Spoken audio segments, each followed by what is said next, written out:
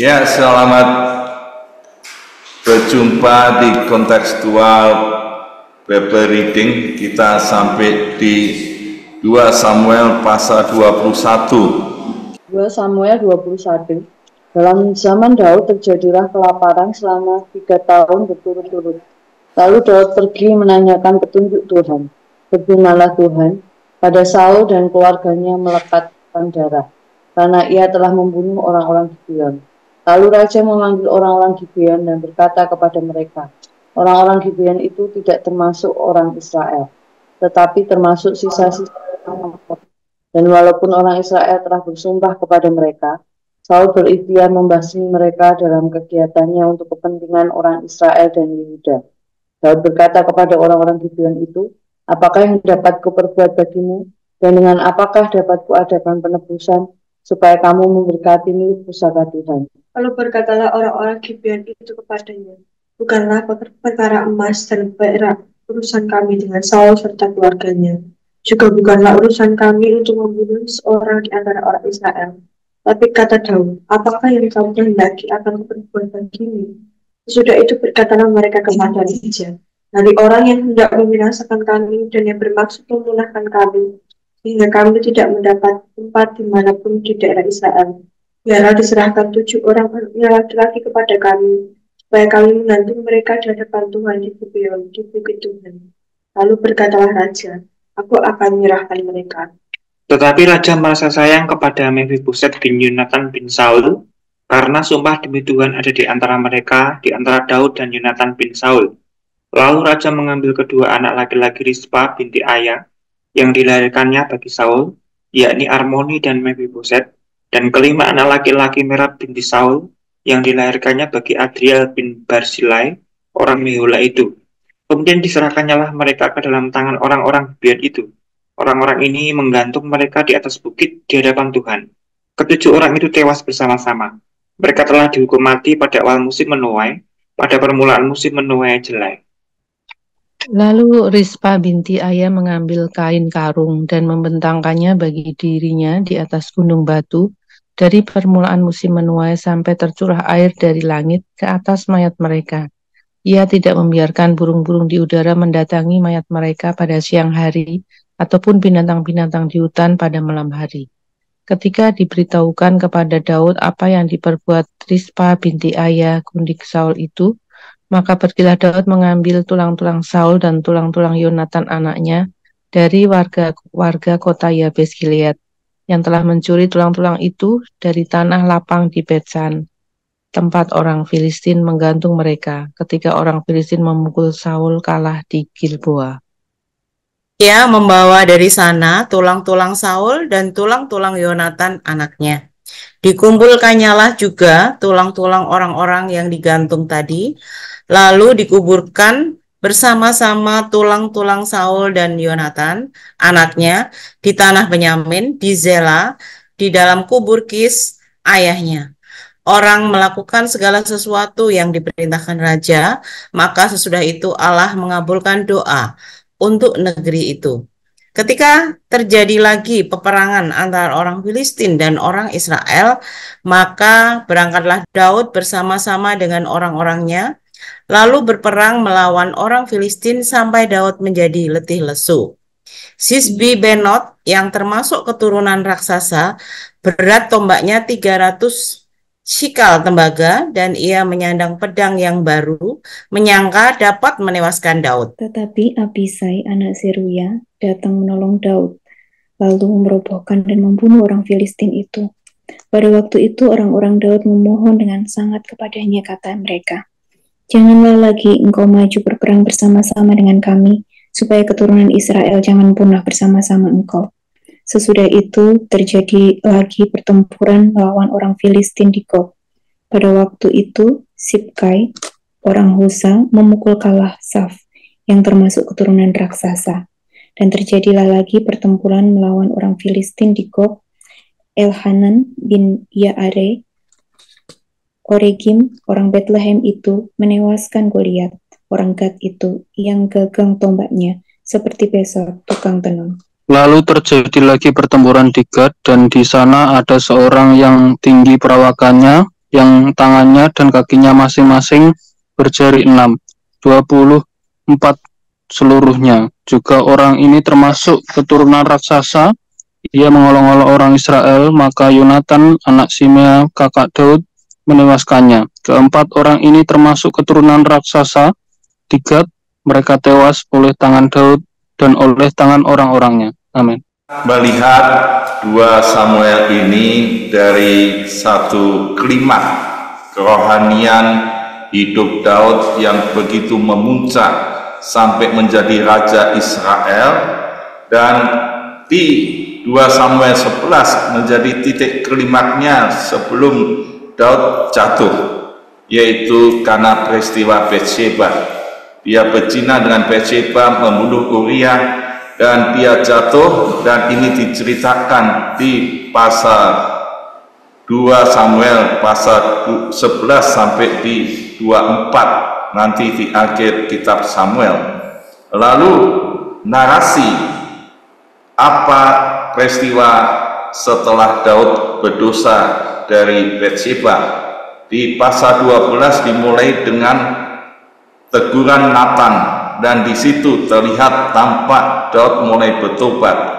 Lalu pertanyaan yang sering ditanyakan banyak orang adalah bagaimana kalau seorang rohani bagus yang hidup taat, tahu-tahu dia berzina, tahu-tahu dia jatuh dosa, berbuat jahat, membunuh orang atau dosa lainnya, bagaimana nantinya? Nah, kita bisa mencontoh dari hidup Daud.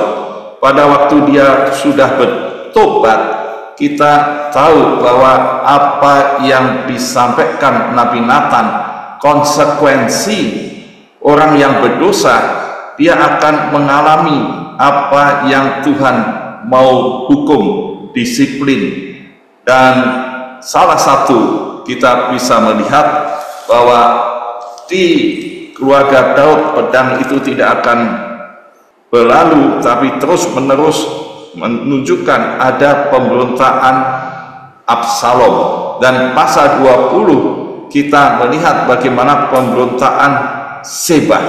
Dan ini nampak yang sebelumnya Daud itu ada dalam kemenangan dan semua istana kerajaannya damai, sekarang menemui peperangan. Dan di situ kita melihat sampai di pasal 21 ternyata Allah terus mendisiplin Daud di dalam kerohanian dan kehidupannya. Dan di pasal 21 ini kita melihat ada 2 narasi. Yang pertama Daud dan orang-orang Gibeon di ayat 1 sampai 14, dan yang kedua ada kisah Daud mengalahkan raksasa Filistin ayat 15 sampai 22. Nah, di bagian yang pertama narasi ini kita bisa melihat dan kita bisa mempelajari bagaimana kehidupan Daud di dalam pertobatannya, dan dia terus ada di dalam hidup bersama dengan Tuhan. Yang pertama kita bisa melihat di ayat 1, yaitu terjadilah 3 tahun berturut-turut ini ada kelaparan di Israel. Nah, kalau ada kelaparan, apa yang menjadi sikap seorang raja, yaitu Daud sebagai pemimpin? Maka di ayat 1 datanya terlihat Daud menanyakan kepada Tuhan, minta petunjuk Tuhan. Bagaimana ini Tuhan? Apa yang menyebabkan kelaparan ini? Dan di ayat itu berfirmanlah Tuhan, dan dia menunjukkan bahwa Saul dan keluarganya melekat hutang darah karena ia telah membunuh orang-orang Gibeon. Ini yang menyebabkan kelaparan. Dan dari narasi bisa melihat yang pertama, pelajaran apa yang tampak di sini, yaitu Daud mulai pulih terus menerus, punya relasi dengan Allah. Setiap kali dia ada persoalan, sebelum dia berdosa dengan Bathsheba, dia maju perang apa saja, dia tanya pada Tuhan. Memang pada waktu dia berdosa dengan Bathsheba berzina tidak tanya Tuhan. Ya, ini Daud sekarang setelah bertobat, relasinya dipulihkan dengan Tuhan, dan inilah menunjukkan dia dekat Tuhan dan Tuhan menjawab. Ini doa, relasi dengan Tuhan, dan Tuhan jawab persoalannya. Setelah tahu jawaban Tuhan, bagaimana sikap Daud? Ternyata dia menaati. Ya, kalau ini ada hutang darah, dia tanyakan kepada orang-orang Gibeon, apakah yang harus aku berbuat yang bisa untuk mengadakan penebusan supaya kamu memberkati untuk milik pusaka Tuhan ini? Ya, bisa menyelesaikan, ada penebusan, apa yang harus terjadi? Lalu orang-orang Gibeon itu menjawab, serahkanlah 7 anak laki-laki Saul untuk digantung di hadapan Tuhan. Ini di ayat 6, ya, digantung di hadapan Tuhan di Gibeon, di bukit Tuhan itu. Jadi soal gantung, kita tahu bahwa orang-orang jahat mulai zaman hukum Musa itu digantung, dan ini terlihat sampai pada zaman Yesus Kristus. Ini dianggap jahat, digantung di kayu salib. Ini orang-orang yang jahat. Kenapa orang-orang Gibeon minta itu? Karena satu, ya, Saul mau menghabisi orang Gibeon. Pada orang Gibeon ini ya sudah disumpah dengan Yosua. Di pasal 9 Yosua sudah katakan, ya sudah boleh tinggal bersama dengan orang Israel tapi menjadi hamba, dan itu sudah perjanjian sumpah. Tapi rupanya Saul ini melanggar perjanjian itu dan ingin menghabisi orang-orang Gibeon, dan ini hutang darah diselesaikan dengan darah. Kita melihat bahwa di Bilangan 35 ayat 31 sampai 33, orang yang hutang darah, yang menumpahkan darah itu harus membayarnya, dan ini yang dilakukan oleh orang Gibeon, dan akhirnya diserahkan oleh Daud 7 anak dari Saul ini, dan akhirnya juga digantung. Tapi Daud membawa tulang-tulangnya, tulang-tulang Saul, Yonatan, dan orang-orang ini akhirnya dibawa kembali, dan ini menunjukkan Daud ini ya penuh hormat, penuh kasih, dan dikuburkan bersama-sama tulang Saul dan Yonatan anaknya di tanah Benyamin, yaitu di Sela. Ini akhirnya dikuburkan. Nah, dari pelajaran ini apa yang bisa kita ambil, yaitu di ayat terakhir dari ayat 14, lalu kita melihat sesudah itu Allah mengabulkan doa untuk negeri itu. Negeri itu bebas dari kelaparan dan bebas dari kejahatan Saul, karena sudah menebus itu, dan doanya dijawab oleh Tuhan. Nah, ini yang penting, karena pernah ditegaskan juga oleh Nabi Yesaya 59 ayat 2, tetapi yang merupakan pemisah antara kamu dan Allahmu ialah segala kejahatanmu, dan yang membuat dia menyembunyikan diri terhadap kamu sehingga ia tidak mendengarkan ialah segala dosamu. Inilah yang bisa kita pegang sebagai orang-orang yang suka berdoa. Yang dari narasi ini kita bisa ambil yang penting, amanat-amanat teks yang penting. Yang pertama jelas, hutang darah harus diselesaikan, dan doa itu dikabulkan jika tidak ada dosa. Saya bertanya, kenapa doa saya tidak dijawab Tuhan? Salah satu penyebab perlu dicek, apakah saya ada dosa, ada kejahatan yang membuat Tuhan tidak mendengar doa saya. Dan dari narasi ini kita bisa belajar dari Daud, yaitu orang-orang yang sudah bertobat, dipulihkan relasinya dengan Tuhan dengan ekspresi atau sikap yang harus dinyatakan, yaitu habitnya berdoa. Jadi seringkali ada orang yang tidak suka berdoa. Yang tidak suka berdoa, mestinya kalau ketemu orang begini ditanya, ada dosa apa?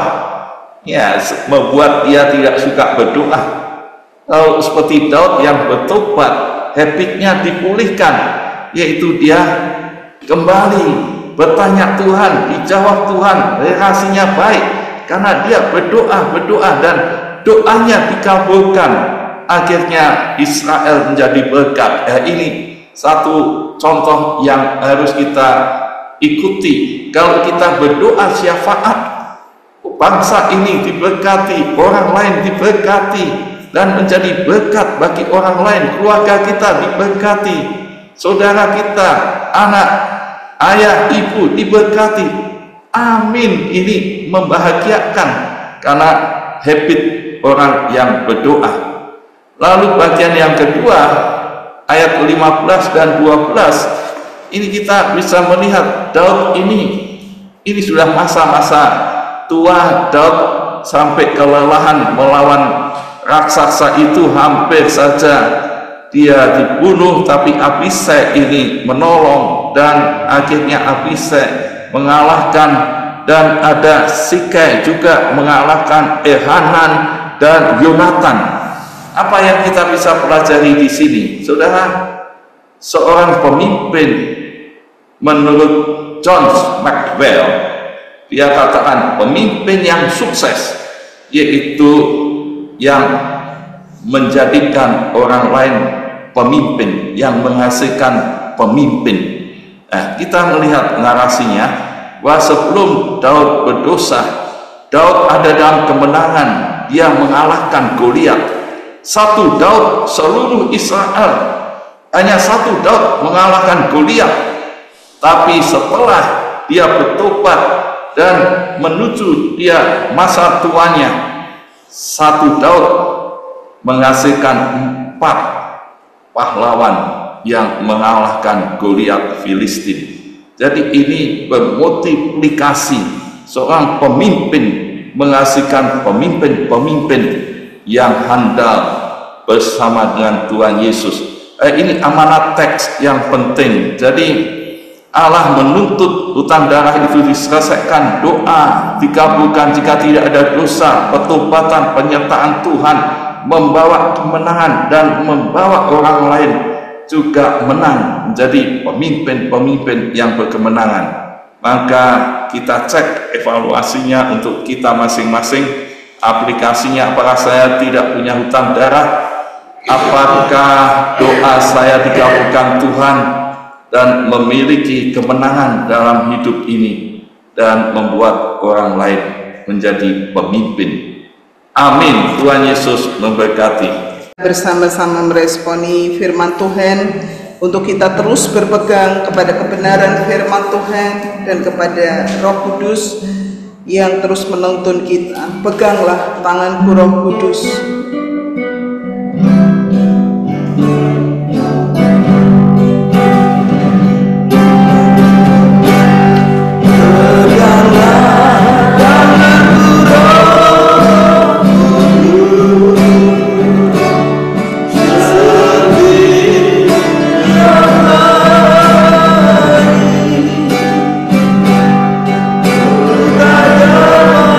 Jalan sendiri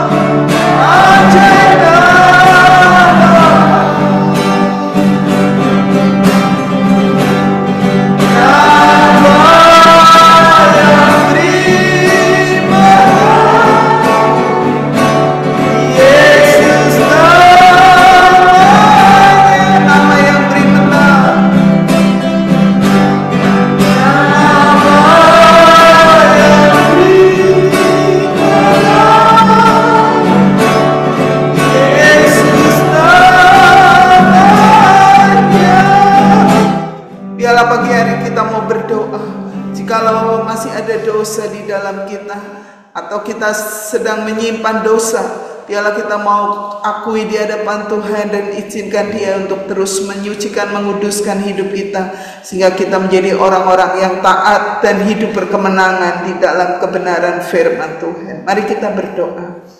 Bapa di surga, aku mengucap syukur kepadamu ya Tuhan, karena firman-Mu mengingatkan untuk terus hidup di dalam kebenaran. Jikalau ada di dalam hati kami, pikiran kami, di dalam hidup kami menyimpan dosa, biarlah Tuhan mengampuni dan menguduskan, supaya hidup kami menjadi hidup yang disucikan, dikuduskan oleh darah Yesus, hidup di dalam kebenaran. Peganglah kami ya Tuhan dalam hari-hari kami, supaya setiap saat kami tidak meninggalkan kebenaran-Mu, supaya kami taat dan terus berpegang kepada Roh-Mu yang kudus, hidup di dalam kekudusan, dan kami boleh memiliki relasi yang baik, karena kami percaya Tuhan, ketika kami berkenan di hadapan Tuhan, Engkau memberkati, Engkau membuat kami menang terhadap dosa, Engkau membuat kami hidup di dalam merdeka dalam dosa.